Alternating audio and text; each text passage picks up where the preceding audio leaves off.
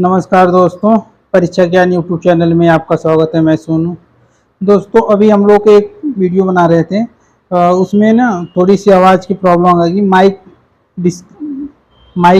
Charge नहीं था और वो पता नहीं चला, आधा घंटा ही वीडियो चली और उसमें वहीं उसको छोड़ना पड़ा दोस्तों। तो दोस्तों आइए हम लोग यहाँ से क्वेश्चन नंबर 150 से फिर से देखते हैं दोस्तों। और पहला को 150 क्वेश्चन से स्टार्ट करते हैं दोस्तों। दिया है ग्रहों की जननिक स्थिति और परिणामी ज्वार भाटा। ठीक है दोस्तों, तो आइए दोस्तों ऑप्शन ए दिया है, सूर्य और चंद्रमा पृथ्वी के केंद्र पर समकोण की स्थिति में, अगर समकोण की स्थिति में सूर्य और चंद्रमा दोस्तों पूछेगा तो ये दीर्घ लघु ज्वार होगा दोस्तों। ठीक है, ऑप्शन ए का 2 हो जाएगा। और सूर्य चंद्रमा और पृथ्वी एक ही सीधी रेखा में स्थित हो तो दीर्घ ज्वार होगा दोस्तों, तो ऑप्शन ए हो जाएगा। ठीक है दोस्तों, चंद्रमा पृथ्वी से समीप स्थिति में है तो उपभू हो जाएगा, और ये दूर स्थिति में रहेगा चंद्रमा पृथ्वी से तो अपभू हो जाएगा। ठीक है दोस्तों, आइए दोस्तों हम लोग इसकी व्याख्या देख लेते हैं। इसकी व्याख्या है दोस्तों, ये सुमेलित वाला है क्वेश्चन। आइए देखते हैं दोस्तों। सूर्य और चंद्रमा पृथ्वी के केंद्र पर समकोण की स्थिति में है, लघु ज्वार आएगा। और सूर्य चंद्रमा और पृथ्वी जब एक सीध में होते हैं तो दीर्घ ज्वार आता है, और इसी को सिजगी भी कहते हैं दोस्तों। ठीक है दोस्तों।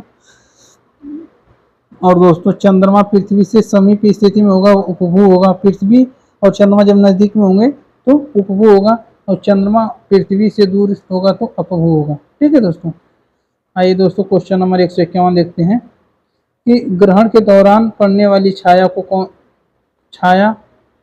का कौन सा भाग कहलाता है। ठीक है दोस्तों, कह रहा है ग्रहण के दौरान पड़ने वाली छाया का सबसे काला भाग कौन सा कहलाता है। तो जब ग्रहण होता है तो उस टाइम सबसे काला भाग को क्या कहते हैं दोस्तों, यही पूछ रहा है कहने का मतलब। तो सूर्य किरीट कहते हैं, उपछाया कहते हैं, प्रछाया कहते हैं, ब्लैक होल कहते हैं। तो ये दोस्तों तो डी तो कट जाएगा, ब्लैक होल तो होगा नहीं। तो दोस्तों इसका आंसर हो जाएगा ऑप्शन नंबर बी, प्रछाया। ठीक है दोस्तों, आइए इसकी हम लोग व्याख्या देखते हैं। सूर्य ग्रहण सदैव अमावस्या को होता है। कब होता है दोस्तों, सूर्य ग्रहण सदैव अमावस्या को होता है। ठीक है दोस्तों, चंद्र ग्रहण सदैव पूर्णिमा को होता है। ठीक है दोस्तों, सूर्य ग्रहण की तरह चंद्र ग्रहण भी आंशिक अथवा पूर्ण हो सकता है। ठीक है दोस्तों, सूर्य ग्रहण की तरह जैसे सूर्य ग्रहण होता है, चंद्र ग्रहण भी आंशिक तथा अथवा पूर्ण हो सकता है तथा पृथ्वी के छोटे भाग में दिखाई पड़ता है। ठीक है दोस्तों, पृथ्वी के छोटे भाग में दिखाई पड़ता है। ग्रहण के दौरान पड़ने वाली छाया का सबसे काला भाग प्रछाया या अम्बरा कहलाता है दोस्तों। ठीक है दोस्तों, या प्रछाया कहलाता है या अम्बरा कहलाता है। ठीक है दोस्तों, तो प्रछाया कहलाता है। ठीक है, या अम्बरा कहते हैं या प्रछाया कहते हैं। पूरे सूर्य ग्रहण के समय जब पूरा सूर्य ग्रहण होगा दोस्तों, पूरे सूर्य ग्रहण हो जाएगा। ठीक है, मान लो दिखाई देने वाले भाग को सूर्य किरीट कहते हैं। जो पूरा एकदम मान लो सूर्य ग्रहण हो गया तो जो दिखाई देता है दोस्तों भाग पूर्ण सूर्य ग्रहण के समय, तो उसी को क्या कहते हैं दोस्तों, किरीट कहते हैं या कोरोना कहते हैं। ठीक है दोस्तों, ठीक है। आइए दोस्तों क्वेश्चन नंबर 152 देखते हैं। एक चंद्र दिवस की अवधि होती है। ठीक, चंद्र दिवस की अवधि कितनी होती है दोस्तों, ऑप्शन ए 24 घंटे 52 मिनट, ऑप्शन बी 24 घंटे 26 मिनट, ऑप्शन डी 24 घंटे, ऑप्शन सी 24 घंटे 30 मिनट। तो दोस्तों इसका ऑप्शन नंबर बी सही, ये सही हो जाएगा, 24 घंटे 52 मिनट। ठीक है दोस्तों, आइए दोस्तों इसकी हम लोग व्याख्या देखते हैं। यह चंद्रमा के एक दिन की अवधारणा दोस्तों पृथ्वी या अन्य ग्रहों से भिन्न है। पृथ्वी या अन्य ग्रहों से भिन्न है। ठीक है दोस्तों, चंद्र दिवस की अवधि 24 घंटे 52 मिनट की होती है। चंद्र दिवस की दोस्तों बस इतना याद रखिएगा कि 24 घंटे 52 मिनट की होती है, जिनके दौरान पृथ्वी का चंद्रमा की सीध में स्थित बिंदु एक बार घूमकर पुनः चंद्रमा के ठीक नीचे उसी देशांतर या बिंदु पर पहुंच जाता है। ठीक है दोस्तों, तो आइए दोस्तों 152 तक हमने कर लिया है, और अब देखते हैं अक्षांश और देशांतर। ठीक है दोस्तों, अक्षांश और देशांतर देखते हैं। तो दोस्तों दिया है पहला क्वेश्चन 153 नंबर, क्वेश्चन नंबर 153 है, किस अक्षांश रेखा की वास्तविक लंबाई भूमध्य रेखा की आधी होती है। कह रहा है किस अक्षांश रेखा की वास्तविक लंबाई भूमध्य रेखा की आधी होती है। भूमध्य रेखा है दोस्तों, उसकी आधी होती है। कौन ऐसी अक्षांश रेखा है? 50, 60, 70, 80, 90। तो दोस्तों ऑप्शन दिया 45, 60, 75, 66.5। तो दोस्तों इसका ऑप्शन नंबर बी सही हो जाएगा 60। 60 अंश की अक्षांश रेखाएं जो है 60 अंश की, वो भूमध्य रेखा की आधी हैं। ठीक है दोस्तों। अब आइए दोस्तों इसकी हम लोग व्याख्या देखते हैं। व्याख्या ही बहुत इंपॉर्टेंट है। भूमध्य रेखा के उत्तर या दक्षिण जाने पर अक्षांश का कोणीय मूल्य बढ़ता है। दोस्तों जैसे अक्षांश उत्तर जाए या दक्षिण जाए, इसका कोणीय वेग बढ़ता है। ठीक है, जैसे ऊपर जाएंगे या नीचे तो कोणीय वेग बढ़ रहा है ना, यहाँ आए तो यहाँ से जाने पे यहाँ पे कोणीय वेग बढ़ता है। ठीक है दोस्तों। किंतु उनकी लंबाई घटती जाती है, किंतु लंबाई घट जाएगी लेकिन कोणीय वेग बढ़ जाएगा। ठीक है, इस प्रकार ध्रुवीय भाग को उच्च अक्षांश तथा भूमध्य रेखीय भाग को निम्न अक्षांश कहते हैं। ठीक है दोस्तों। जो ध्रुव पे दोस्तों रहते हैं उसको उच्च अक्षांश कहते हैं, और जो भूमध्य रेखा के यहाँ है उसको निम्न अक्षांश कहते हैं। ठीक है, आ जाता है 60 अंश उत्तरी तथा दक्षिणी अक्षांश की लंबाई भूमध्य रेखा की लंबाई आधी होती है। जो 60 अंश उत्तरी है तथा दक्षिणी अक्षांश की लंबाई भूमध्य रेखा की आधी होती है। ठीक है दोस्तों, आधी होती है। तथा 60 अंश उत्तरी तथा 80 तथा 80 अंश उत्तरी तथा दक्षिणी अक्षांश रेखा की लंबाई भूमध्य रेखा की 1/6 है। 1/6 है दोस्तों। ठीक है, 1/6 है दोस्तों। 80 अंश की जो उत्तरी, अगर 80 का पूछ देगा दोस्तों तो 1/6 हो जाएगा, 1/6 भाग होगा। ठीक है, और 60 का पूछेगा तो भूमध्य रेखा की आधी हो जाएगी, सीधा 1/2 हो जाएगी। ठीक है दोस्तों। भूमध्य रेखा के अतिरिक्त अन्य अक्षांश रेखाएं लघु वृत्त हैं। जो ये भूमध्य रेखा इसको बृहद वृत्त कहते हैं। ठीक है, बाकी इसके सिवा कोई ऐसी अक्षांश रेखा ही नहीं है जो जिसको लघु दीर्घ वृत्त कहा जाए, केवल सभी लघु वृत्त कहलाती है। ठीक है दोस्तों, लघु वृत्त कहलाती है। आइए दोस्तों क्वेश्चन नंबर 154 देखते हैं। कह रहा भूमध्य रेखा पर देशांतर की दूरी है, जो भूमध्य रेखा है, भूमध्य रेखा पर देशांतर की दूरी कितनी है? 111.32 किलोमीटर, 112.57 किलोमीटर, 110.94 किलोमीटर, 111.78 किलोमीटर। तो दोस्तों भूमध्य रेखा पर देशांतर की दूरी पूछा है। ठीक है, तो जैसे भूमध्य रेखा पर देशांतर की दूरी 111.32 हो जाएगा, जो TGT 2021 में आया था दोस्तों ये क्वेश्चन। ठीक है दोस्तों, बहुत लोगों से गलत हो गया था दोस्तों। ठीक है, आइए दोस्तों इसकी हम लोग व्याख्या देखते हैं। कह रहा है दोस्तों कि भूमध्य रेखा की लंबाई कितनी है? 40,076 किलोमीटर है। ठीक है दोस्तों, अगर पूछ देगा कि भूमध्य रेखा की लंबाई कितनी होती है तो 40,076 होती है। ठीक है, जिसको 360 अंश देशांतर रेखाएं काटती है। कितना? 360 अंश जो देशांतर रेखाएं हैं पूरी, वो उसको काटती हैं।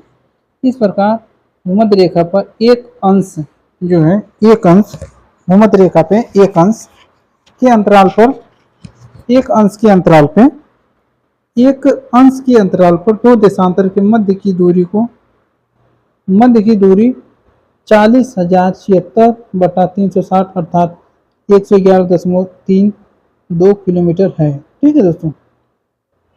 अब दोस्तों यहाँ देखते हैं आगे, दो देशांतरों के मध्य सर्वाधिक दूरी भूमध्य रेखा पर होती है। ठीक, दो देशांतरों की दूरी, सर्वाधिक दूरी भूमध्य रेखा पर होती है। ठीक है दोस्तों, सर्वाधिक दूरी भूमध्य रेखा पर होती है। जबकि एक अंश अक्षांश की पृथ्वी के धरातल पर दूरी। दोस्तों अब यहाँ क्वेश्चन बहुत इंपॉर्टेंट है, यहाँ दो चीजें हैं। जैसे एक अंश अक्षांश पृथ्वी की धरातल पर दूरी पूछ रहा है तो 111.13 हो जाएगा। ठीक है दोस्तों। अब दोस्तों आइए इसमें 2-3 क्वेश्चन बनेंगे, हम बताते हैं इसको, थोड़ा सा आप लोग टाइम दीजिएगा। जैसे पहला क्वेश्चन पूछेगा भूमध्य रेखा की लंबाई कितनी है दोस्तों। ठीक, तो 40,076 किलोमीटर पहला क्वेश्चन। दूसरा क्वेश्चन पूछेगा दोस्तों दो देशांतरों के मध्य की दूरी कितनी है, दो देशांतरों के मध्य की दूरी। ठीक, तो 111.32 किलोमीटर। ठीक, और एक अक्षांश की पृथ्वी के धरातल पर दूरी कितनी होती है? एक अंश अक्षांश की पृथ्वी के धरातल पर दूरी कितनी होती है? तो दोस्तों अगर अक्षांश की पूछेगा एक अंश तो 111.13 होती है। ठीक है दोस्तों, ये तीन तीन क्वेश्चन है दोस्तों, और तीनों बहुत इंपॉर्टेंट है, कोई सा भी इसमें पूछ सकता है। ठीक है दोस्तों, आइए दोस्तों हम लोग इस अगला क्वेश्चन देखते हैं, क्वेश्चन नंबर 155। ग्लोब पर ध्रुवों के मध्य एक अंश के अंतराल पर कितनी समांतर रेखाएं खींची जा सकती हैं दोस्तों? तो ग्लोब पे एक अंश के अंतराल पर कितनी समांतर रेखाएं खींची जा सकती हैं? तो ऑप्शन ए भी हो जाएगा, बी भी दिया है दोस्तों, सी भी दिया है। अगर दोस्तों इसमें देखा जाए एक अंश अगर 79 जोड़ेंगे तो 114 एक 15 नहीं 89 हाँ, जो दोस्तों 90 अंश दोनों को जोड़ देंगे तो 180 अंश और प्लस एक जो बिंदु होता है 181 हो जाएगा। ठीक, अंतराल पर समांतर रेखा खींची जाती है।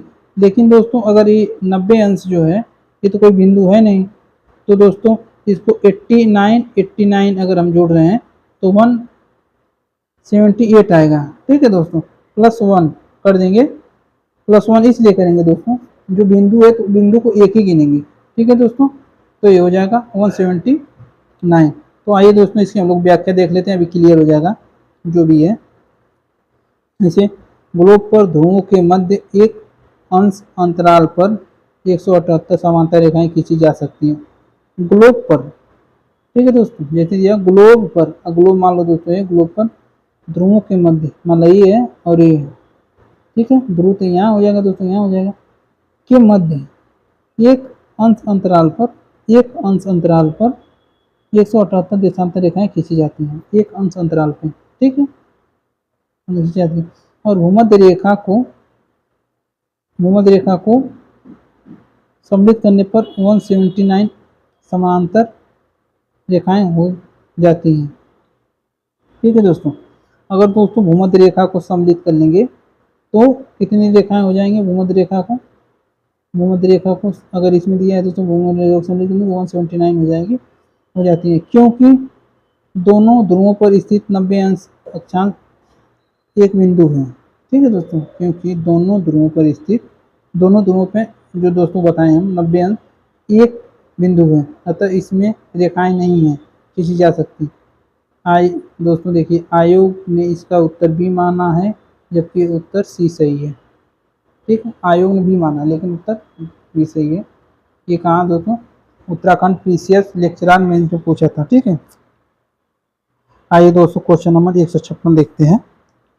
निम्न में से कौन मानचित्र पर एक ग्रेट सर्कल नहीं है? अब दोस्तों ये पूछ रहा है मानचित्र पर ग्रेट सर्कल नहीं है, तो दोस्तों प्रमुख या मुख्य रेखा ये तो है। अब दोस्तों ग्रेट सर्कल नहीं है ये पूछ रहा है दोस्तों। ठीक है, भूमध्य रेखा भी है दोस्तों, 60 अंश उत्तरी अक्षांश, और दोस्तों ये 60 अंश पूर्वी देशांतर रेखा ये भी है, लेकिन दोस्तों ये 60 अंश उत्तरी अक्षांश नहीं है। ठीक है दोस्तों, तो इसमें कोई ऑप्शन नंबर से दोस्तों बी सही हो जाएगा। 60 अंश उत्तरी अक्षांश, 60 अंश उत्तरी अक्षांश जो ये रेखा है दोस्तों ये भूमध्य रेखा की आधी होती है। ठीक है दोस्तों, भूमध्य रेखा अगर 100 है तो ये 50 हो जाएगी दोस्तों। ठीक है, अगर भूमध्य रेखा 1 है तो उसका 1/2 हो जाएगा ये 60 अंश उत्तरी अक्षांश। ठीक है, अब दोस्तों आइए क्वेश्चन क्या कहा है, निम्न में से कौन मानचित्र पर एक ग्रेट सर्कल नहीं है? तो ये नहीं है 60 अंश उत्तरी अक्षांश।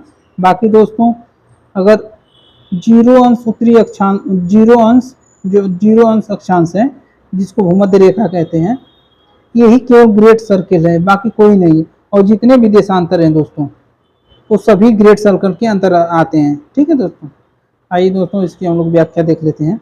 60 अंश उत्तरी अक्षांश रेखा मानचित्र पर ग्रेट सर्कल नहीं है, इसको ग्रेट सर्कल नहीं कहते हैं। 60 अंश पर उत्तरी अक्षांश कह रहा है।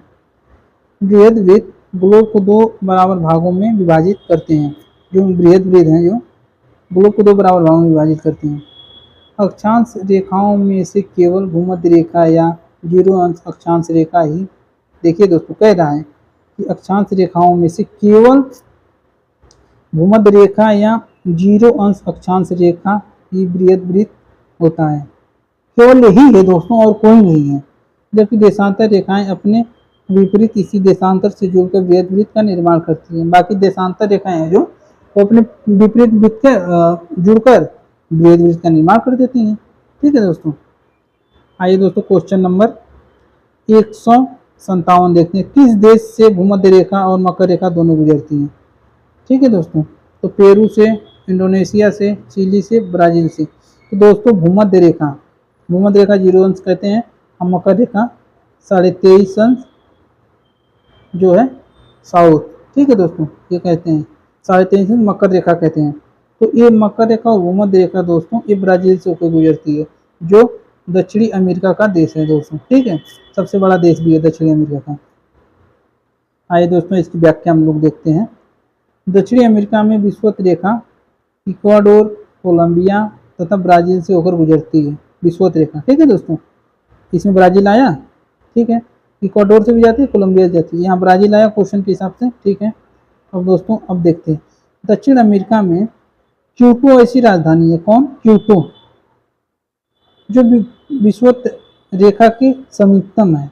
क्यूटो जो राजधानी है वह विषुवत रेखा के समीपतम है। ठीक है दोस्तों, इक्वाडोर की ये राजधानी है दोस्तों क्यूटो। ठीक है दोस्तों, आइए अब आगे देखते हैं दोस्तों।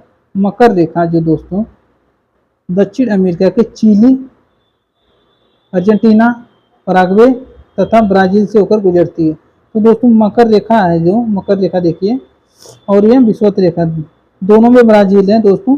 तो यही कह रहा है कि मकर रेखा और विषुवत रेखा दोनों से कौन होकर गुजरती है? ब्राजील। ब्राजील से दोनों होकर गुजरती है। ठीक है दोस्तों, ब्राजील से गुजरती है।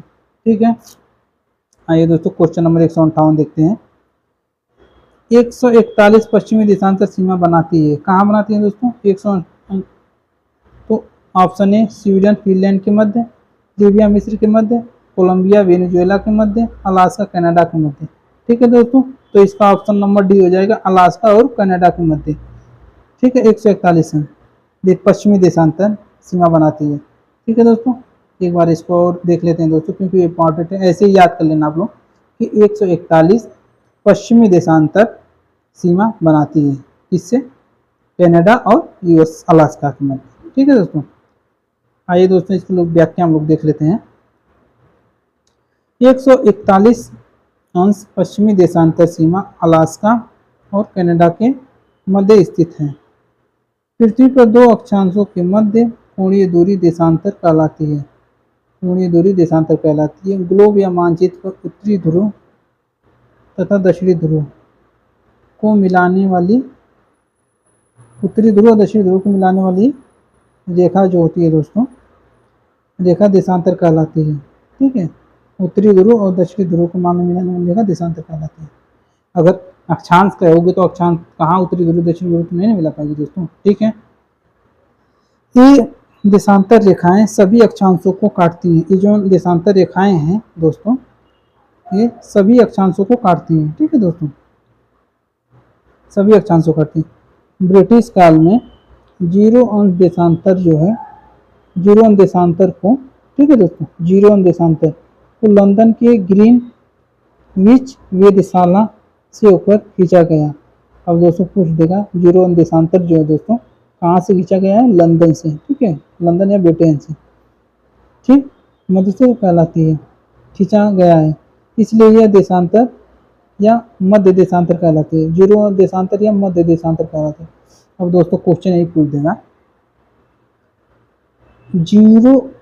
0 अंश देशांतर को अन्य किस नाम से जानते हैं? मध्य देशांतर कहलाते हैं। ठीक है, बस सिंपल, 0 अंश देशांतर को मध्य देशांतर भी कहते हैं। ठीक है, हो गया। भूमध्य रेखा पर 1 अंश के अंतराल पर 2 देशांतरों के मध्य की दूरी भूमध्य रेखा पर 1 अंश के अंतराल पर, जैसे भूमध्य रेखा है, ठीक है, भूमध्य रेखा पर 1 अंश के अंतराल पर, मान लो 1 अंश के अंतराल पर 2 देशांतरों के मध्य, अब यहाँ 2 देशांतर, 1 2 देशांतरों के मध्य की दूरी 4076, ये तो विषुवत रेखा की दूरी हो गई, और 360 से इसको डिवाइड करोगे तो 111.32 किलोमीटर होगा। ठीक है, तो इसी को कहते हैं 2 देशांतरों के बीच की दूरी कितनी होती है? 111.32 किलोमीटर होती है। अब देखिए यहाँ दोस्तों, 2 देशांतरों के मध्य सर्वाधिक दूरी भूमध्य रेखा पर होती है। अब यहाँ क्वेश्चन एक दोस्तों एक और आ गया, कह रहा है दो देशांतरों के मध्य, जैसे दो देशांतर हैं एक दो देशांतर के मध्य सर्वाधिक दूरी भूमध्य रेखा पर होती है। आपको देगा दोस्तों, दो देशांतरों के मध्य सर्वाधिक दूरी होती है कहाँ पे? भूमध्य रेखा पे। दो देशांतरों के मध्य का क्षेत्र गोरो कहलाता है। गोरे गोरे जैसे दो देशांतरों के मध्य का क्षेत्र अगर पूछेगा दोस्तों गोरो होगा, गोरे। देखिए दोस्तों अब ऐसे याद कर लेंगे आप, जैसे देशांतर पूछ रहा है, दो देशांतरों के मध्य के भाग को क्या कहते हैं? दो देशांतर, ठीक है। एक देशांतर 1 जैसे देशांतर 1 और 2, ये दोनों के बीच के भाग को क्या कहते हैं? गोरे कहते हैं, गोरे। देशांतर लास्ट में यहाँ पे र आ रहा है और गोरे में भी र आ रहा है, तो दोस्तों इसको ऐसे याद कर लेना आप लोग ट्रिक के द्वारा, ठीक है। ठीक है, आइए दोस्तों अगला क्वेश्चन देखते हैं। दिया है अगला क्वेश्चन कि असत्य कथन को छांटिए। असत्य को छांटना है, ठीक है दोस्तों।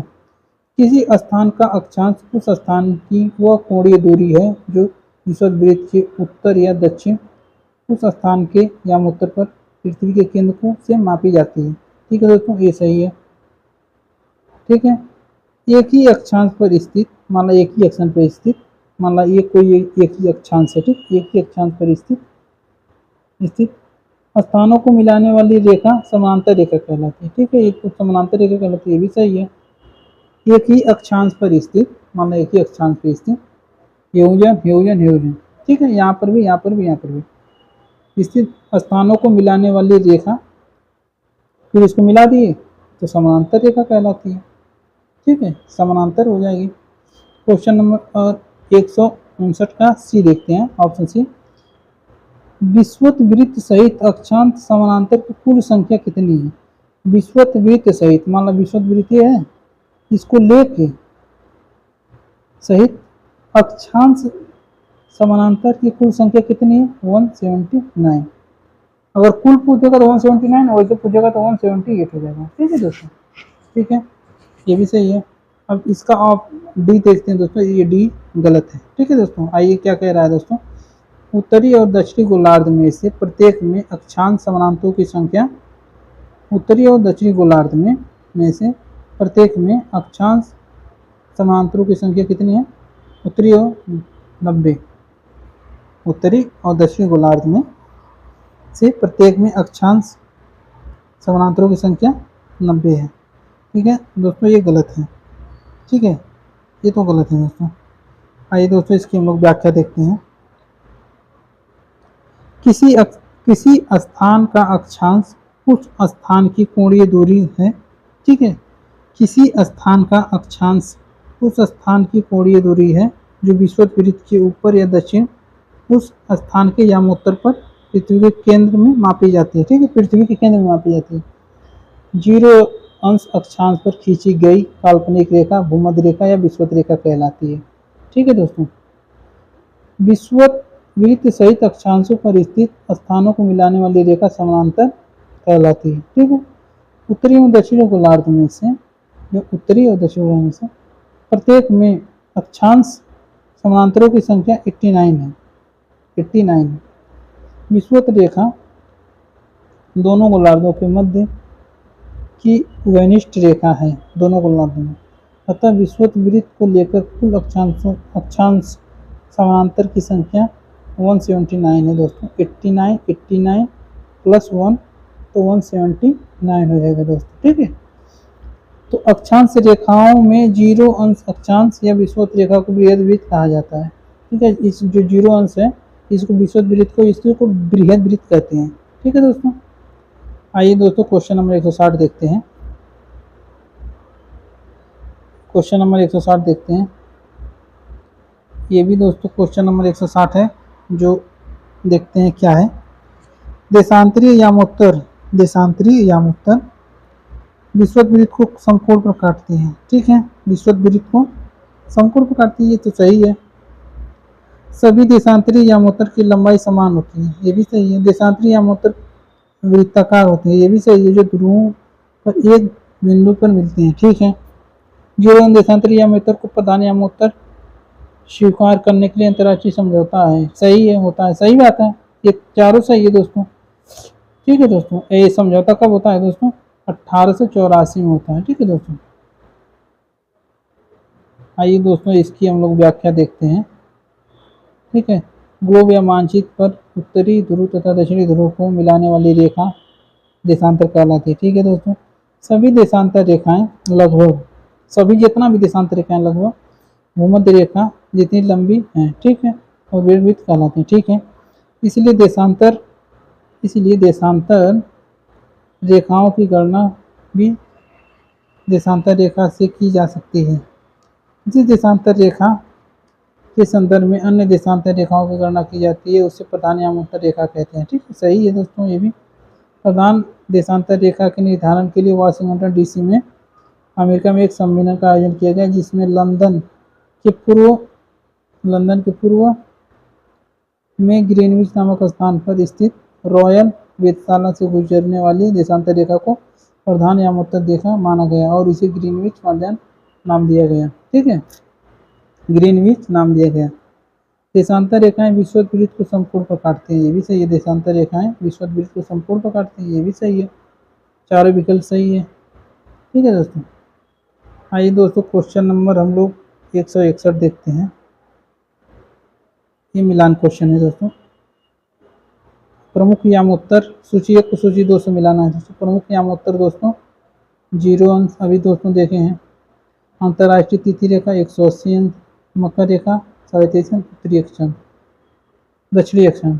ठीक है दोस्तों, प्रमुख यामोत्तर 0 अंश देशांतर, अंतर्राष्ट्रीय तिथि रेखा 180 अंश देशांतर, मकर रेखा 23.5 अंश दक्षिणी अक्षांश, कर्क रेखा 23.5 अंश उत्तरी अक्षांश, विषुवत रेखा 0 अंश, इसी को बृहद्वृत्त भी कहते हैं दोस्तों। विषुवत रेखा की लंबाई कितनी दोस्तों? 40,076 किलोमीटर। ठीक है दोस्तों, 40,076 किलोमीटर। और दो देशांतरों के बीच की दूरी को कितना कहते हैं दोस्तों? 111.32 किलोमीटर। और अक्षांश की कुल जगह दोस्तों 111.13। ठीक है दोस्तों, 111.13 है। ठीक है दोस्तों, आइए दोस्तों देखते हैं जमीन पर दो अक्षांशों के बीच वास्तविक दूरी लगभग कितनी है। वही दोस्तों क्वेश्चन भी आ गया जो अभी बताएं, 111। ठीक है, लगभग पूछा है। जमीन पर दो अक्षांशों के बीच वास्तविक दूरी लगभग 111 है। ठीक है दोस्तों, आइए दोस्तों क्वेश्चन नंबर 163 देखते हैं। CM रामेज 1971 के अनुसार मानसून का किस क्षेत्र में विस्तार होता है? किसके अनुसार? CM रामेज 1971 के अनुसार मानसून का किस क्षेत्र में विस्तार होता है? जो मानसून है उसका किस क्षेत्र में विस्तार होता है दोस्तों? तो आइए देखते हैं दोस्तों। 35 अंश उत्तर से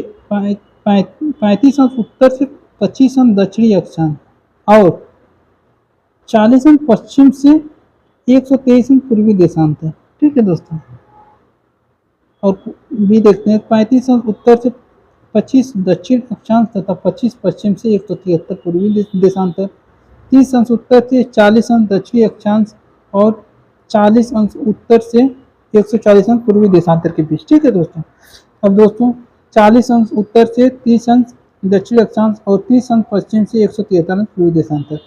ठीक है दोस्तों, तो दोस्तों इसका ऑप्शन नंबर ए सही है। ठीक है, आइए दोस्तों इसमें हम लोग व्याख्या देखते हैं। कह रहा है CM रामेज जो 1971 के, CM रामेज, बस इतना जाने रामेज के अनुसार। ठीक है दोस्तों, मानसून का किस क्षेत्र में विस्तार होता है? अब पूछा है रामेज के अनुसार मानसून का किस क्षेत्र में विस्तार होता है? ठीक है दोस्तों, मानसून का किस क्षेत्र में विस्तार होता है? ठीक है दोस्तों, तो इसका है ऑप्शन ए सही है। 35 अंश उत्तर, 25 अंश दक्षिणी अक्षांश, इतना तो समझ में आ गया। और 40 अंश पश्चिमी देशांतर से 123 अंश पूर्वी देशांतर के बीच, 123 अंश पूर्वी देशांतर के बीच। ठीक है दोस्तों, आइए दोस्तों इसकी हम लोग व्याख्या देखते हैं। CM रामेज 1971 के अनुसार मानसून का निम्न क्षेत्र में विस्तार किया। ठीक है, कितना 35 अंश उत्तर से 25 अंश दक्षिणी अक्षांश और 40 अंश पश्चिमी से 123 अंश पूर्वी देशांतर के बीच। ठीक है दोस्तों,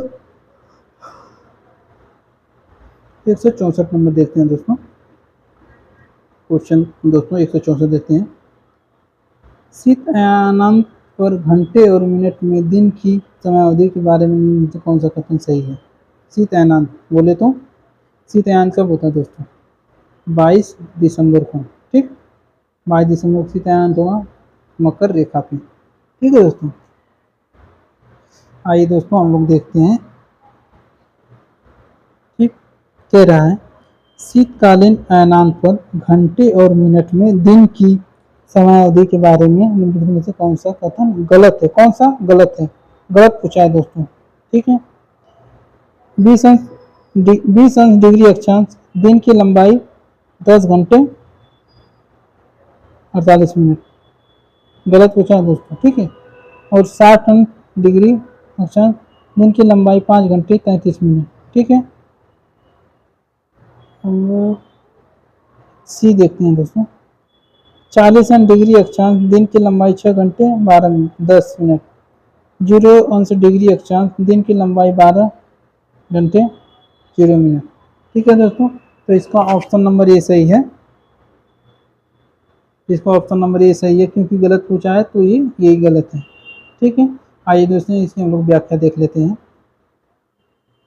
इसकी व्याख्या दिया है दोस्तों कि 40 अक्षांश पर शीत अयनांक में दिन की लंबाई पर 40 अंश पे, ठीक, 9 घंटे 8 मिनट होगी।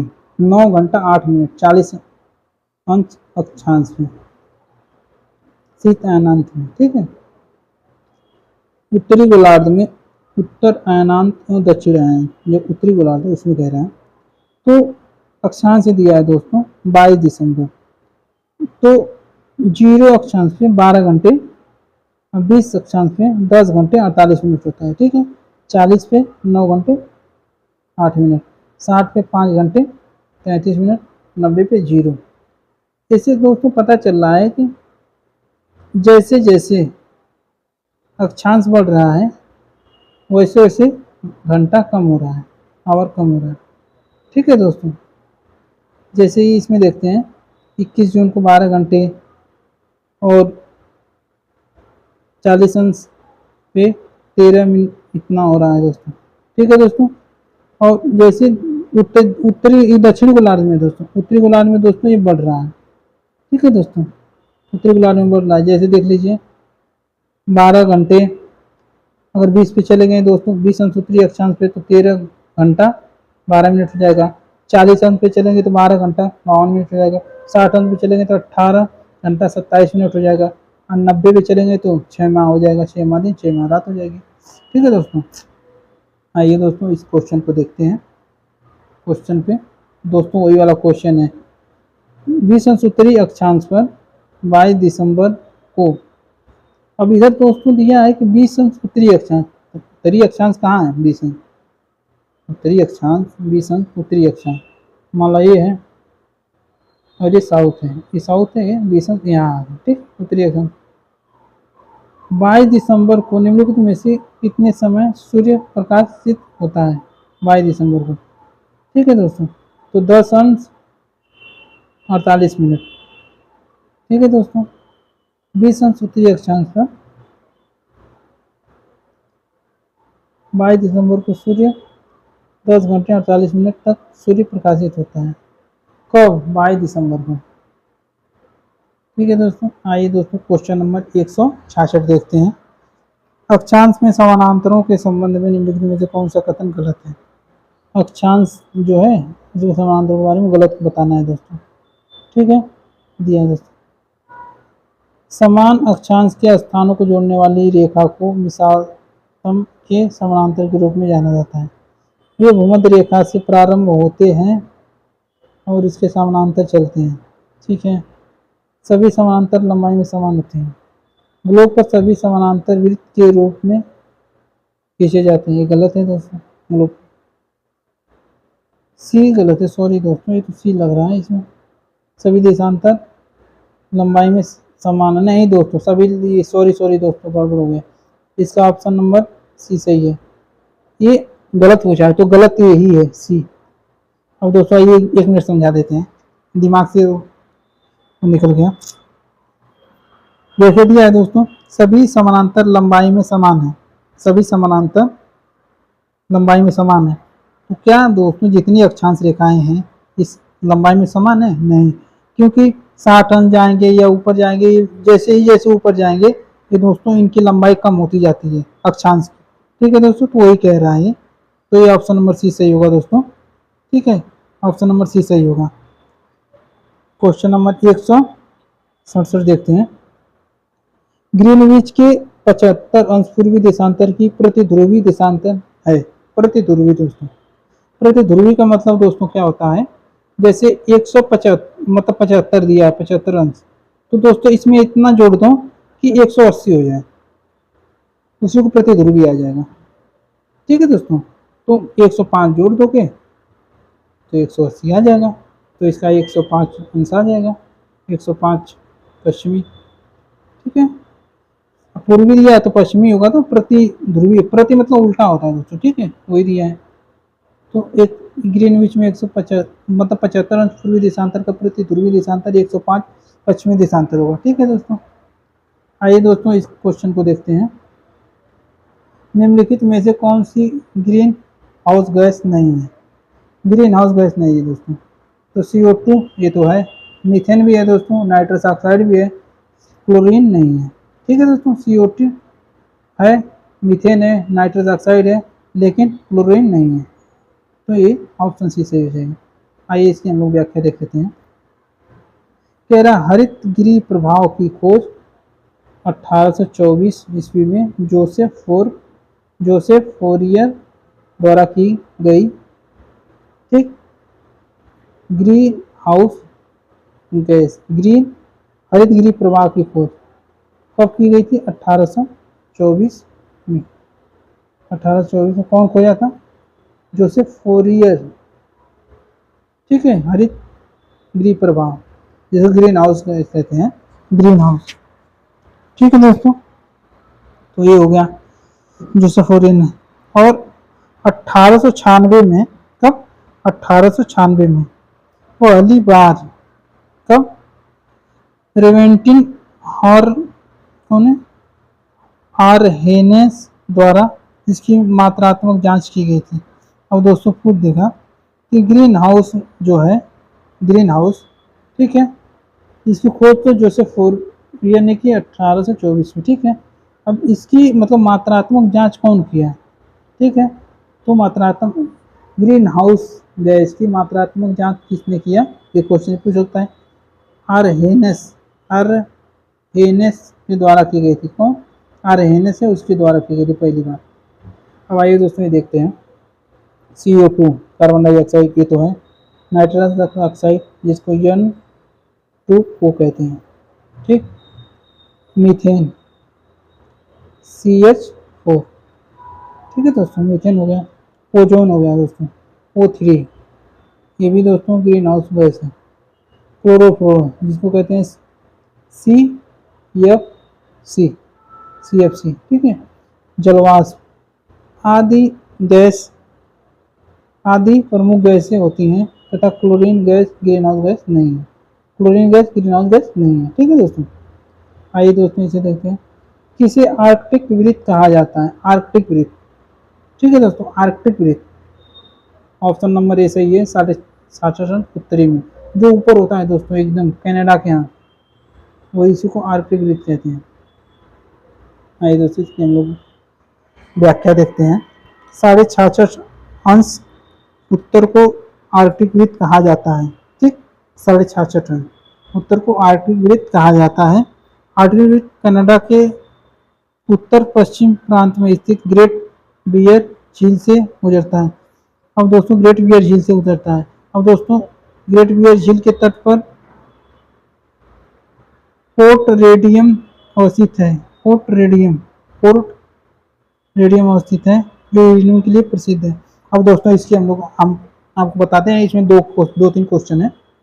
जैसे पहले क्वेश्चन पूछ दिया है कि आर्कटिक वृत्त कहाँ से गुजरती है, तो आर्कटिक वृत्त 66.5 उत्तरी अक्षांश से गुजरती है। कहाँ से गुजरती है, कनाडा से गुजरती है, कनाडा वाले क्षेत्र से। ठीक है, अब ये दोस्तों आपको जो गुजरती है, इसमें कौन सी झील मिलती है, ग्रेट बियर झील मिलती है। ठीक है, आपको ग्रेट बियर झील के तट पर जो कौन सा पोर्ट है, रेडियम है, जो किसके लिए प्रसिद्ध है, रेडियम यूरेनियम के लिए प्रसिद्ध है। ठीक है दोस्तों, तो ऐसे ही याद कर लीजिएगा आपने। आइए दोस्तों क्वेश्चन नंबर 170 देखते हैं। यदि पृथ्वी के घूर्णन की दिशा उलट दी जाए, ठीक है, पृथ्वी की, तो अंतर्राष्ट्रीय तिथि रेखा पर जब दोपहर होगा IST पर क्या होगी। ठीक है दोस्तों, क्वेश्चन नंबर 170 देखते हैं। कह रहा है कि यदि पृथ्वी के घूर्णन की दिशा बदल दी जाए, यदि पृथ्वी के घूर्णन की दिशा उलट दी जाती है तो अंतर्राष्ट्रीय तिथि रेखा पर जब दोपहर होगा तो IST पर क्या होगी। ठीक है, क्या होगी दोस्तों, तो ऑप्शन ए दोस्तों दिया है 6:30 बजेगा, ऑप्शन बी 5:30 बजेगा, ऑप्शन सी 6:30 ही बजेगा दोस्तों, 18:30 बजेगा, और ऑप्शन डी 5:30।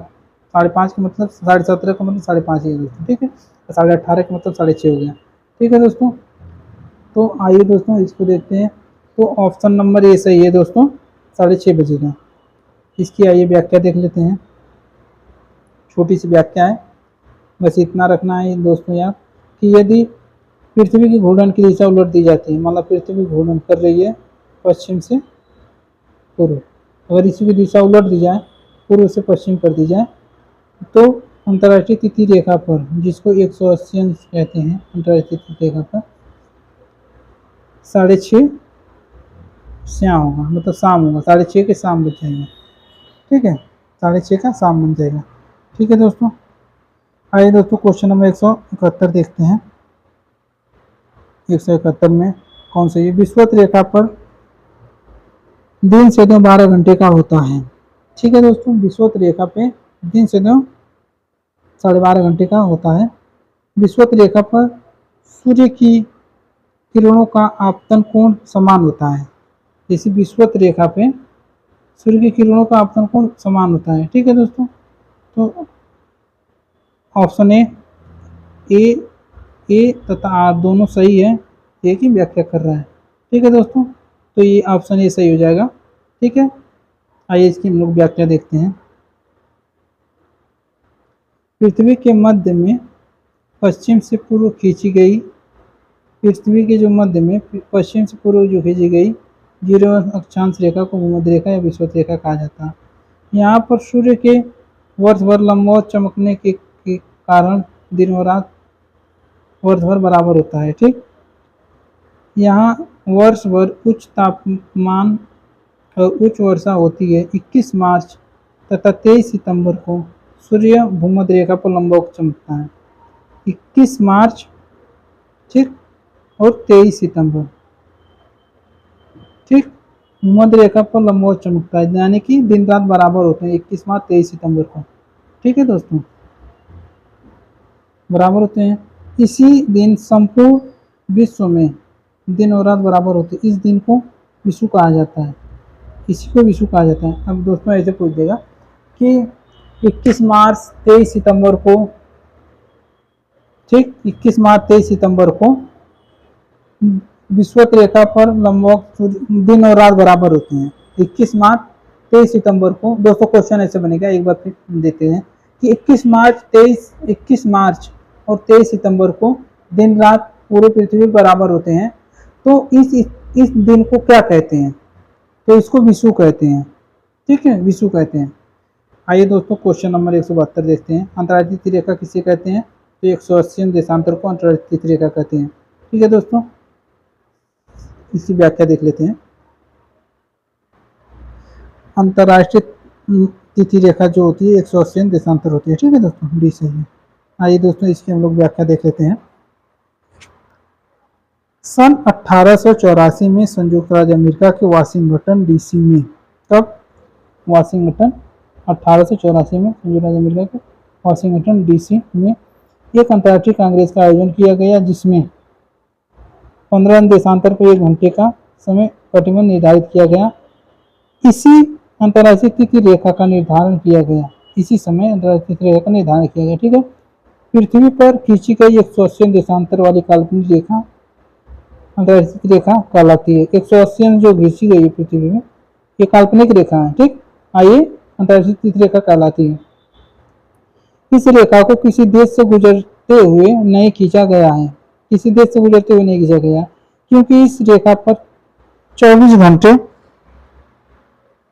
समायोजित किया गया है। इस रेखा पर समय को 24 घंटे समायोजित किया गया है। ठीक है दोस्तों, आइए दोस्तों क्वेश्चन नंबर 173 देखते हैं। क्वेश्चन नंबर 173 देखते हैं दोस्तों। ठीक है, कोलकाता में 88.5 अंश पूर्वी देशांतर यदि सूर्योदय प्राप्त 6:10 पर होता है, तो मुंबई यानी 73 अंश पूर्वी देशांतर पर सूर्योदय क्या होगा दोस्तों। ठीक है, तो दोस्तों आइए हम लोग इसका आंसर क्या होगा, तो इसको हम निकालना पड़ेगा दोस्तों। 173 अंश पूर्वी देशांतर में कितना जोड़ दो, 88 हो जाए, तो दोस्तों 7 जोड़ेंगे इसमें तो 80 होगा, 7 + 8 तो 15, 15.5 अंश, 15.5 अंश। ठीक है, तो एक अंश में 4 मिनट होता है, तो दोस्तों कितना हो जाएगा, 15.5 अंश, 15 चौको 60, यानी कि 1 घंटा, ये कितना हो जाएगा दोस्तों, 30 मिनट। 1 घंटा 2 मिनट। ठीक है, तो कितना कह रहा है, 6:10 को, तो ये हो जाएगा दोस्तों 6 1 7, 7:12 हो जाएगा, क्योंकि 2 मिनट ये भी जुड़ जाएगा, 1 घंटा 2 मिनट जोड़ेंगे तो 7:12 हो जाएगा। ठीक है दोस्तों, आइए दोस्तों क्वेश्चन नंबर 100, इसकी व्याख्या देख लेते हैं, देख लीजिए इसकी व्याख्या आप लोग। ठीक है दोस्तों, दिया है, पृथ्वी अपनी दूरी पर घूर्णन करती है, पृथ्वी अपनी दूरी पर घूर्णन करती है तथा प्रत्येक देशांतर को पार करने में 4 मिनट का समय लगाती है। ठीक है, पृथ्वी अपनी दूरी घूम रही है, हर एक देशांतर को पार करने में 4 मिनट का समय लेती है, एवं 15 देशांतर घूमने पर 1 घंटे का समय लगता है। ठीक है, अतः कोलकाता और मुंबई के मध्य अक्षांश में अंतर आता है कितना, 15.5 अंश। ठीक है दोस्तों, तो 15.5 को एक दोस्तों कर दिया है यहाँ पे, जो बूढ़ा भाग करके 7:12 में सूर्योदय होगा। ठीक है दोस्तों, इसको दोस्तों आप लोग एक बार कर लीजिएगा। भारत की केंद्रीय देशांतर रेखा कितनी है, भारत की तो 82.5 अंश पूर्वी देशांतर रेखा, ये सही है, ये तो सभी को पता है दोस्तों। ठीक है दोस्तों, जो नैनी की इलाहाबाद के नैनी से गुजरती है दोस्तों। ठीक है, आइए दोस्तों ये देखते हैं क्वेश्चन में 175। अंतर्राष्ट्रीय रेखा 180 अंश देशांतर से थोड़ा विचलित है, जिससे यह समान प्रशासन के अंतर्गत स्थित द्वीप समूह को विभाजित नहीं करती है। ठीक है दोस्तों, विभाजित नहीं करती है। ऑप्शन बी, प्रशांत महासागर को 2 बड़े भागों में काटती है। ऑप्शन सी, बेरिंग कटक को विभाजित नहीं करती है। ठीक है, समान प्रशासन स्थल खंड को काटती है, तो दोस्तों इसका आंसर हो जाएगा ए, समान प्रशासन के अंतर्गत स्थित द्वीप समूहों को विभाजित नहीं करती है, समान प्रशासन के अंतर्गत द्वीप समूहों को विभाजित नहीं करती, ये ऑप्शन ए सही है। ठीक है, इसकी आइए हम लोग व्याख्या देख लेते हैं दोस्तों। दिया है, अंतर्राष्ट्रीय तिथि रेखा 180 देशांतर रेखा से थोड़ा विचलित है, थोड़ा सा ही विचलित है। ठीक है, देशांतर रेखा से थोड़ी विचलित है। इस रेखा को स्थल भाग से थोड़ा दूर रखा गया है, जो स्थल भाग है वहां से दूर रखा गया है, ताकि एक ही देश में रहने वाले लोगों को असुविधा ना हो, जैसे एक ही देश में रहने वाले लोगों को असुविधा ना हो। ठीक है, यदि अंतर्राष्ट्रीय तिथि रेखा किसी देश के बीच होकर गुजरती, मतलब होकर निकली, तो उसके दोनों तरफ वाले देशों को एक ही दिन में 2 अलग अलग तिथियां माननी पड़ेगी, और इस प्रकार असुविधा होती है। इसीलिए दोस्तों इसको किसी स्थल से या किसी देश से नहीं निकाला गया है। ठीक है दोस्तों, ताकि ये जो तिथियां होती हैं उसकी वजह से 2 तिथियां देखने पड़ते हैं। ठीक है दोस्तों, आइए दोस्तों क्वेश्चन नंबर 176 देखते हैं। क्वेश्चन नंबर, कर्क रेखा और मकर रेखा के मध्य भाग क्या कहते हैं, शीतोष्ण कहते हैं दोस्तों। ठीक है, आइए दोस्तों इसको देख लेते हैं। कर्क रेखा और मकर रेखा के मध्य भाग को उष्ण कटिबंध कहा जाता है। ठीक, सॉरी दोस्तों, उष्ण कटिबंध कहा जाता है। जल्दबाजी के चक्कर में सॉरी दोस्तों। कर्क रेखा तथा मकर रेखा के मध्य भाग को उष्ण कटिबंध कहा जाता है, क्योंकि सूर्य की किरणें वर्ष भर सीधी पड़ने के कारण यहाँ तापमान वर्ष भर उच्च रहता है। उष्ण कटिबंधीय क्षेत्र भूमध्य रेखा के दोनों ओर 23.5 अंश के चांद पाया जाता है, जबकि दोनों गोलार्धों 23-67 अंश के बीच शीतोष्ण कटिबंध पाया जाता है। दोस्तों ये जो शीतोष्ण कटिबंध है, ये जैसे एक साढ़े मतलब शीतोष्ण कटिबंध है दोस्तों, एक बार देख लेते हैं। ये पृथ्वी है, ये 0 अंश है और ये 23-23.5 है, तो इसको दोस्तों उष्ण कहते हैं। और लेकिन जो 66.5 अंश से 23.5 से 66 के बीच में देखेंगे तो इसमें शीतोष्ण होगा, क्योंकि दोस्तों शीत और उष्ण दोनों होता है। ठीक है दोस्तों, इसलिए शीतोष्ण कहते हैं। ठीक है दोस्तों, आइए दोस्तों 177 देखते हैं। निम्नलिखित में से किस देश से प्राइम मेरिडियन रेखा गुजरती है? किस देश से प्राइम मेरिडियन रेखा गुजरती है दोस्तों? आइए दोस्तों इसको देखते हैं। बेनिस से, घाना से, लाइबेरिया से, टोंगा से। तो दोस्तों इसका ऑप्शन 2 हो जाएगा, ऑप्शन बी लाइबेरिया से नहीं दोस्तों, सॉरी क्या हो रहा है भाई, प्राइम मेरिडियन रेखा गुजरती है घाना से और टोंगा से। ठीक है दोस्तों, प्राइम मेरिडियन लाइन। ठीक है दोस्तों, प्राइम मेरिडियन लाइन। ठीक है दोस्तों, आइए इसकी हम लोग व्याख्या देखते हैं। 0 देशांतर रेखा, ठीक, 0 देशांतर रेखा को PM प्राइम मेरिडियन लाइन कहते हैं। ठीक है, prime meridian UK, Spain, Mali, Togo, Antarctica, France, Algeria, Burkina Faso, Ghana से होकर गुजरती है। अफ्रीका में GMT के सबसे निकट का राजधानी शहर घाना है। घाना की राजधानी अक्रा है। घाना की राजधानी क्या अक्रा है, अफ्रीका में GMT के सबसे नजदीक है। ठीक है, 0 अंश अक्षांश रेखा एवं 0 अंश देशांतर रेखा। ठीक, 0 अंश अक्षांश रेखा और 0 अंश देशांतर रेखा गिनी की खाड़ी के समीप अटलांटिक महासागर में एक दूसरे को काटते हैं। ठीक, अब दोस्तों पूछ देगा 0 अंश अक्षांश रेखा, ठीक, और 0 अंश देशांतर रेखा कहाँ एक दूसरे को काटते हैं? गिनी की खाड़ी के समीप, गिनी की खाड़ी जहाँ उसी के समीप अंटार्कटिका अटलांटिक महासागर में एक दूसरे को काटते हैं। कहाँ? अटलांटिक महासागर में। 0 अंश अक्षांश और 0 अंश देशांतर रेखा गिनी की खाड़ी के समीप स्थित अटलांटिक महासागर में दोनों एक दूसरे को काटते हैं। ठीक है दोस्तों, आइए दोस्तों क्वेश्चन नंबर 178 देखते हैं। उत्तर व दक्षिण कोरिया के मध्य सीमा का प्रकार है ज्योमिति, आरोपित, पर्वतीय या नदियाँ। ठीक है दोस्तों, तो इसका ऑप्शन देखिए, ऑप्शन ए सही है या बी सही है या सी सही है या डी सही है। तो ज्योमिति दिया है, आरोपित दिया है, पर्वतीय दिया है, नदियाँ दिया है। तो दोस्तों इसका ऑप्शन नंबर क्या सही होगा दोस्तों? देखते हैं इसका ऑप्शन नंबर कितना सही है दोस्तों। इसका ऑप्शन नंबर ए सही है, ए और बी। ठीक है दोस्तों, जैसे उत्तरी और दक्षिणी कोरिया के मध्य जो सीमा है उसको ज्यामिति भी कहते हैं और आरोपित भी कहते हैं, तो ऑप्शन बी सही होगा। ठीक है दोस्तों, उत्तरी और दक्षिणी कोरिया के मध्य सीमा का प्रकार ज्यामिति भी है। ठीक है दोस्तों, और आरोपित भी है।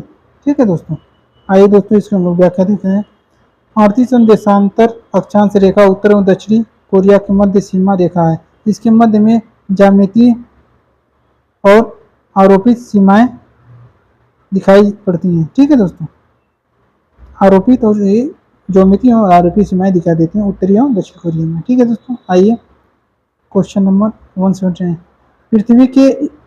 पृथ्वी के देशांतर के एक घूर्णन के कितना समय लगता है? तो 4 मिनट लगता है। तो दोस्तों सबको पता है, पृथ्वी के एक देशांतर घूमने में 4 मिनट का समय लगता है। कितने? 4 मिनट का। 24 घंटे में अपना एक चक्कर लगा लेती है, 24 घंटे में। ठीक, तो 360 रन घूम जाती है। ठीक है दोस्तों, आइए दोस्तों क्वेश्चन नंबर 180 देखते हैं। सभी देशांतर रेखाएं बृहत वृत्त हैं। ये तो सही है दोस्तों। बृहत वृत्त ग्लोब को 2 समान भागों में विभाजित है। बृहत वृत्त है ग्लोब को 2 समान भागों में विभाजित करते हैं। सही है, ये भी सही है दोस्तों। तो ऑप्शन नंबर ए सही है। ठीक है दोस्तों, आइए दोस्तों इसके हम ऑप्शन ए, सभी देशांतर रेखाएं बृहद वृत्त हैं, यही कारण है कि गोलों को दो समान भागों में विभाजित किया जाता है। सही है। क्वेश्चन नंबर 180 में देखते हैं दोस्तों, कह रहा है निम्न में से कौन बृहद वृत्त है। बृहद वृत्त कौन दोस्तों, सभी को पता है 100 ए सही है, ऑप्शन ए सही है, भूमध्य रेखा बृहद वृत्त है। ठीक, आइए दोस्तों इसके हम लोग देख लेते हैं। अक्षांश रेखाओं में 0 अंश अक्षांश या विषुवत रेखा या भूमध्य रेखा, तीन नाम है दोस्तों, 0 अंश अक्षांश, विषुवत रेखा या भूमध्य रेखा, सबसे बड़ी है, इसलिए यह बृहद वृत्त कहलाती है। भूमध्य रेखा की कुल लंबाई 40,076 किलोमीटर है। भूमध्य रेखा ग्लोब को दो बराबर भागों में विभाजित करने वाली काल्पनिक रेखा है। ठीक है, तो भूमध्य रेखा की लंबाई कितनी है दोस्तों, 40,076 किलोमीटर। ठीक है, आइए दोस्तों देखते हैं। प्रधान यामोत्तर कहते हैं, किसी पर प्रधान यामोत्तर कहते हैं दोस्तों। ठीक है, ऑप्शन ए 0 अंश, ऑप्शन बी 90 अंश पूर्वी देशांतर को, ऑप्शन सी 90 अंश पश्चिमी देशांतर को, ऑप्शन डी 180 देशांतर को। तो प्रधान यामोत्तर 180 देशांतर को कहते हैं। ठीक है, ये दोस्तों इसकी हम लोग व्याख्या देखते हैं। 0 अंश देशांतर को प्रधान यामोत्तर या ग्रीनविच रेखा कहा जाता है। ठीक, 0 अंश अक्षांश को प्रधान यामोत्तर या ग्रीनविच रेखा कहा जाता है। यह रेखा लंदन के निकट ग्रीनविच नामक अक्षांश से गुजरती है। तो दोस्तों ऑप्शन डी दिया है इसमें, लेकिन ये ऑप्शन तो ए सही है, लेकिन इसमें डी दिया है। ठीक है दोस्तों, तो ये 0 अंश देशांतर होगा। ठीक है, मिस्टेक है दोस्तों ये थोड़ा। आइए दोस्तों क्वेश्चन नंबर 184 देखते हैं, 183 देखते हैं। अधिकांश देश अपना मानक समय सुनिश्चित करते हैं।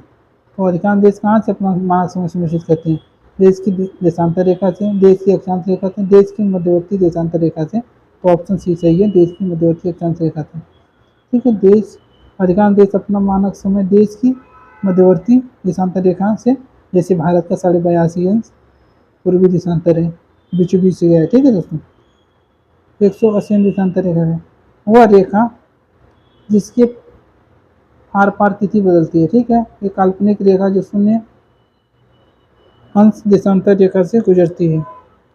काल्पनिक रेखा जो भूमंडल को उत्तरी और दक्षिणी गोलार्ध में बांटती है। एक काल्पनिक क्षैतिज रेखा जहाँ से ऊंचाइयों गहराई का मापन किया जाता है। ठीक है दोस्तों, तो इसमें केवल एक ही सही है, कि वह रेखा जिसकी आर पार तिथि बदलती है। ठीक है, 180 देशांतर रेखा। आइए दोस्तों इसकी हम लोग व्याख्या देख लेते हैं। 180 अंश देशांतर रेखा को अंतर्राष्ट्रीय तिथि रेखा या IDL कहते हैं, इंटरनेशनल डेडलाइन कहा जाता है। यदि एक यात्री इस तिथि रेखा को पूर्व से, कहाँ से दोस्तों, पूर्व से, ठीक है, पूर्व से पश्चिम की तरफ पार करता है तो एक दिन कम ही हो जाती है। जब पश्चिम में जाओगे तो एक दिन कम हो जाएगा। ठीक, और कम हो जाता है तो एक दिन की वृद्धि हो जाती है। अगर पूर्व में जाओगे तो एक दिन की वृद्धि हो जाएगी। ठीक है दोस्तों, पश्चिम में जाओगे तो एक दिन कम हो जाएगा और पूर्व में जाओगे तो एक दिन बढ़ जाएगा। मानचित्र रेखा में अक्षांश और देशांतर रेखाओं का उपयोग सर्वप्रथम किस देश के विद्वानों द्वारा किया गया था। तो ये दोस्तों तो यूनानियों द्वारा किया गया था। ठीक है, आइए दोस्तों इसकी व्याख्या देख लेते हैं। आज का लास्ट क्वेश्चन है 185 नंबर पे। सर्वप्रथम यूनानी विद्वानों द्वारा अक्षांश तथा देशांतर रेखाओं का विषय, यूनानी विद्वानों द्वारा पृथ्वी को विभिन्न तटबंधों में विभाजित और विद्यमान चित्रण का विभाजन किया गया। ठीक है दोस्तों, तो यूनानी हो जाएगा इसका, 185 का यूनानी हो जाएगा, ऑप्शन डी सही हो जाएगा। ठीक है दोस्तों, थैंक यू दोस्तों। वीडियो कैसी लगी आप लोग बताइएगा कि कैसी वीडियो है, और दोस्तों कमेंट करिएगा, चैनल को सब्सक्राइब भी कर लीजिएगा और दोस्तों लाइक भी कर लीजिएगा। थैंक यू दोस्तों, थैंक यू।